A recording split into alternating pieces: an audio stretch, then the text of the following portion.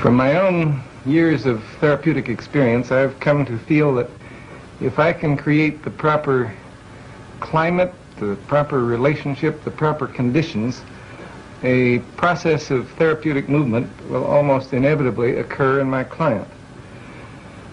You might ask, what is this climate? What are these conditions? Will they exist in the interview with the woman I'm about to talk with, whom I've never seen before? Well, let me try to describe very briefly what these conditions are as I see them. First of all, one question is, can I be real in the relationship? This has come to have an increasing amount of importance to me over the years.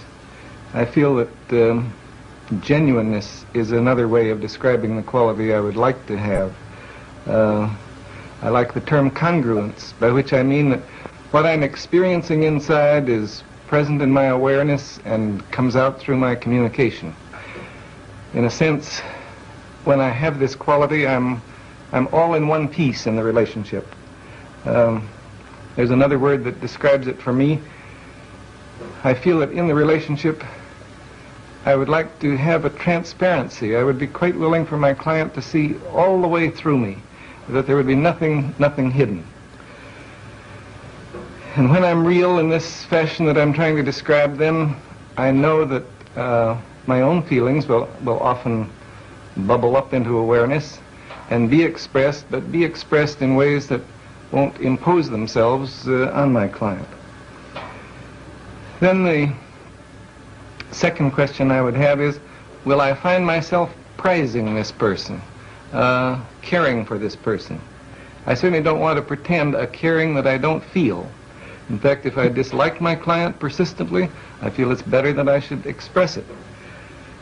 But I know that the process of therapy is much more likely to occur, and constructive change is much more likely, if I feel a real spontaneous prizing of this individual with whom I'm working. A prizing of this person as a separate individual. You can call that quality acceptance, you can call it caring, you can call it a non-possessive love, if you wish. I think any of those terms tend to describe it. I know that the relationship will prove more constructive if it's present. Then the third quality, will I be able to understand the inner world of this individual from the inside? Will I be able to see it through her eyes? Will I be able to be sufficiently sensitive to move around inside the world of her feelings so that I know what it feels like to be her, so that I can sense not only the surface meanings, but some of the meanings that lie somewhat underneath the surface. I know that if I can let myself sensitively and accurately enter into her world of experience, then change and therapeutic movement are much more likely. Well, suppose I am fortunate and that I do experience some of these attitudes in the relationship, what then? Well, then a variety of things are likely to happen, both from my clinical experience and from our research investigations. We find that if attitudes of the sort that I've described are present, then quite a number of things will happen.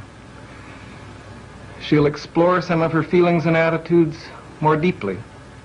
She's likely to discover some hidden aspects of herself that she wasn't aware of previously. Feeling herself prized by me, it's quite possible she'll come to prize herself more.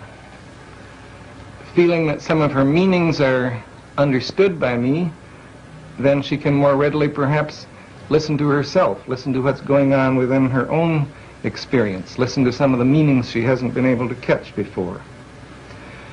And perhaps if she senses a realness in me, she'll be able to be a little more real within herself. I suspect there will be a change in the manner of her expression. At least this has been my experience in other instances.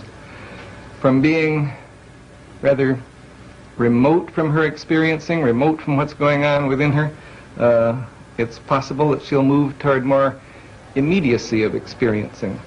that she will be able to sense and express what's going on in her in the immediate moment.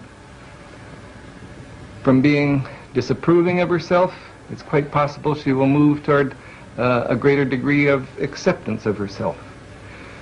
From somewhat of a fear of relating, she may move toward being able to relate more directly and to encounter me more directly. From construing life in somewhat rigid black and white patterns, she may move toward more tentative ways of construing her experience and of seeing the meanings in it.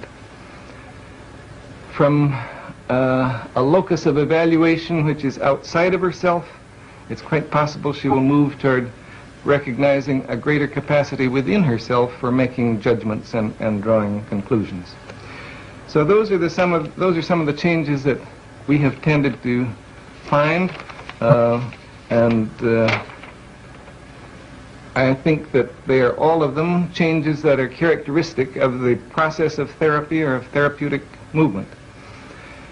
If I have any success in creating the kind of conditions that I described initially, then we may be able to see some of these changes in this client, even though I know in advance that our contact is going to be very brief.